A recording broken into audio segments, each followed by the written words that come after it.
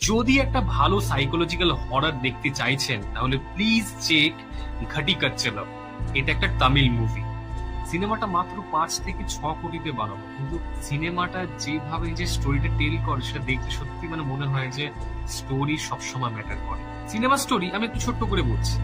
একটি ছেলে যে মেডিকেল নিয়ে পড়াশোনা করছে, কিন্তু তার তেমন পড়াশোনা করার খুব একটা ইচ্ছে নেই, সে শুধু নিজের ফ্যামিলির প্রেশারে এসে এই মেডিকেল নিয়ে পড়াশোনা করছে। খুবই ইনোসেন্ট একটা ছেলে, কিন্তু হঠাৎ একদিন সে শুনতে পায় কিছু আওয়াজ, যেটা তার মাথার ভেতর থেকে আসছে। কিন্তু এটা কি কোনো রকম রোগ, নাকি সত্যি সত্যি কোনো শয়তানের বাস, সেটা জানার জন্য এই মুভিটা দেখুন। এই মুভিটা এখন অ্যাভেলেবেল আছে অ্যামাজন প্রাইমে, তাই ওখানে গিয়ে আপনি এই মুভিটা দেখতে পারেন। আর বাকি এরকমই ফিল্ম সাজেশন বা ফিল্ম রিলেটেড কন্টেন্টের জন্য ফলো করুন ইটস শুভম।